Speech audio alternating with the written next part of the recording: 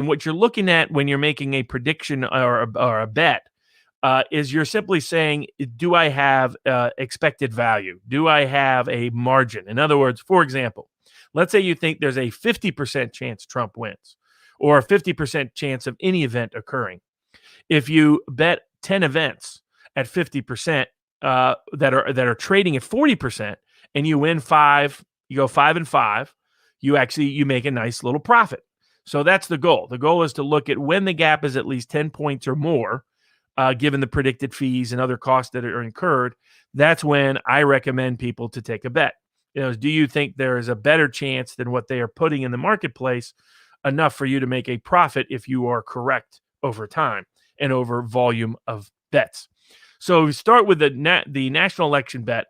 My bet is right now Trump is trading around 40%. I've been saying since late July that Trump should be at 75%. There have been some variables along the way that I said hold back. After the Barrett nomination, there was risk attendant to that, so no reason to bet then. Wait to see how it plays out. It has played out. I think it only had a marginally impactful effect on Trump.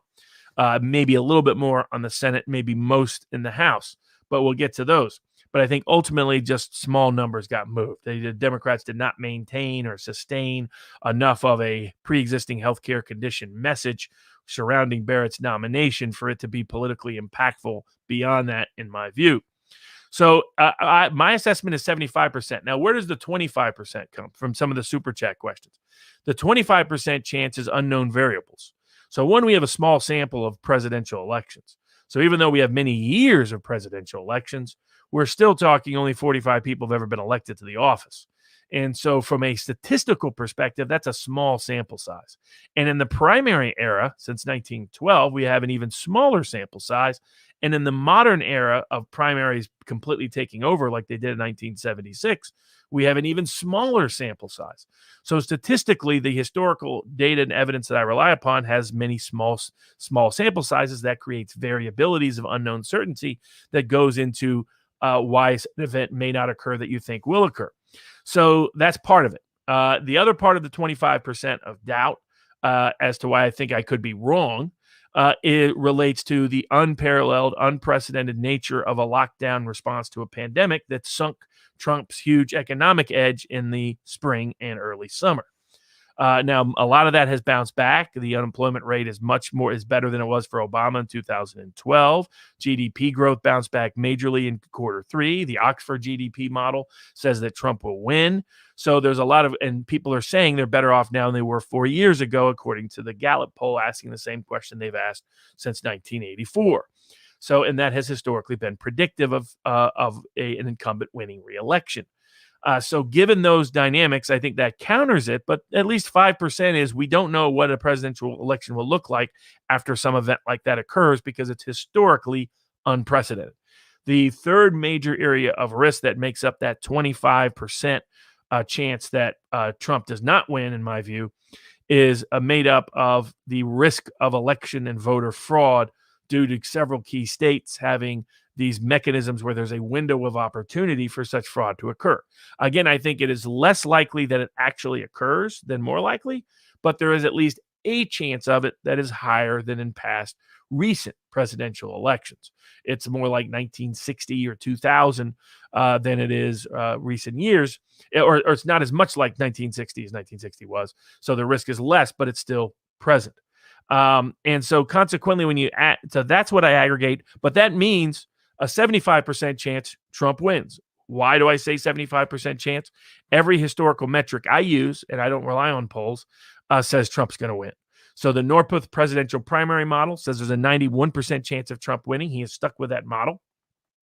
And that's based on when it's a variation of my in my betting model since 1988, which has been if the incumbent party is united and an incumbent is on the ticket seeking a second term, the incumbent has always won in the primary era since 1912. That when the incumbent party is divided by a third of the vote or more, going to some different candidate in the early states, then the incumbent party has lost every single time since 1912. So that has been the core model I've bet on since 1988. I only started to diversify it in 2012 and only dug in deep in 2016 and now in 2020. But that basic model that has never, I've never lost a presidential bet election in the United States, never even had an losing election season. Even 2018, because of the Senate, my bets ended up making a profit. So if you look at that dynamic historically, that strongly says 90% plus Trump. Including some variable for uncertainty due to the small sample size. The third factor that favors Trump that I look at is voter registration. And the two components of that voter registration is the trends within a state. In other words, within the 6 months of an election, who's registering to vote? Is it more Republicans or more Democrats? By what margin? How does it compare historically?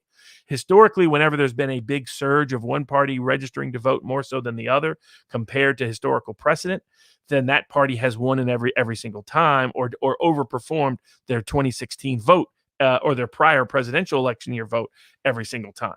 That says Florida goes Republican. That says Trump. That says Florida goes Trump. That says Pennsylvania goes Trump. That says the North Carolina goes Trump. And as long as he holds Arizona, then that locks it up for him for the election, though Arizona has trended the opposite way overall, but not in recent voter registration trends. So recent voter registration trends say Trump is going to win. Not only that, voter registration trends over the 4 years since the last election overwhelmingly favored Trump. And that too, but that historical metric by various models that use voter registration say Trump's going to win Pennsylvania easy. Say Trump's going to win North Carolina easy. Say Trump is going to win Florida easy. Say Trump is going to win Arizona, though narrowly. So all of those voter registration trends in states that have them that are key swing states say Trump, Trump, Trump, Trump. The corollary to that is party affiliation data by Gallup. Whenever it has been close, whenever there's been less than a 6-point gap or 5-point gap in the Gallup party affiliation poll, party identification poll between the parties in the fall of the presidential election year, then Republicans have won. Democrats have only won when they've had an advantage of 4 or more in the party affiliation data. Right now, that party affiliation data is 0, according to Gallup. So the party affiliation self-identification data says Trump. The voter registration trends say Trump. The voter registration data over the last 4 years says Trump. The Northwest presidential primary model says Trump. And my incumbent party United model, we're seeking a second term, says Trump. Then you get to recent data points that have been useful. One is enthusiasm. And enthusiasm can be measured in a wide range of ways. The other is attention. So if we look at enthusiasm, so that's the party affiliation trends that show that Republicans are now even. And in 2012, they had a 5-point deficit. In 2008, they had a 7-point deficit. In 2004, they surged even ahead for a brief period of time and up close to even. That predicted W. 2000, the edge was narrowing. In 1996, Democrats had a big edge. 1992, they had a good edge. 1988, Republicans surged, and that was a sign. So this goes all the way back to 2004 in the chart that you're looking at. So the Gallup party affiliation data says Trump. Next, if we go to the various data points that also use for enthusiasm, who reports that they're extremely enthusiastic to vote, who do they vote for? In every single poll that Richard's done and every other survey that I've seen, that overwhelmingly favors Trump everywhere. There are other ways of measuring enthusiasm. Who's paying very close attention to the election? The Gallup tends to be a predictor and preview of turnout and turnout disparities. There again, it's disproportionately low propensity Republican voters, working class whites, who are showing unusual attention to the election, and disproportionately low propensity Democratic voters, millennial minorities, who are disproportionately saying they're not paying very close attention to the election. So that factor, again, favors a favorable turnout for Trump. That favors enthusiasm gap for Trump. Other methods of measuring the enthusiasm gap: yard signs, rally size, whose Halloween mask is more popular. That's been actually completely predictive.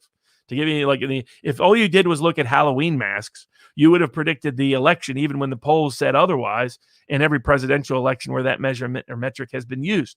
If you look at things like cookie polls at bakery shops and who they're voting for there, they've actually been very predictive in their communities and in their states. They are all universally trending Trump. Rally size overwhelmingly to Trump. Yard signs everywhere overwhelmingly to Trump.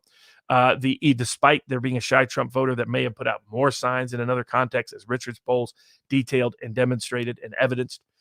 So every sign of enthusiasm says it's the early vote trends show that Democratic voters, particularly their low propensity Democratic voters, millennial minorities especially, are disproportionately uninterested in voting in this election, whereas working class whites over 40, who are Trump's biggest group, are unusually enthused and excited about the election.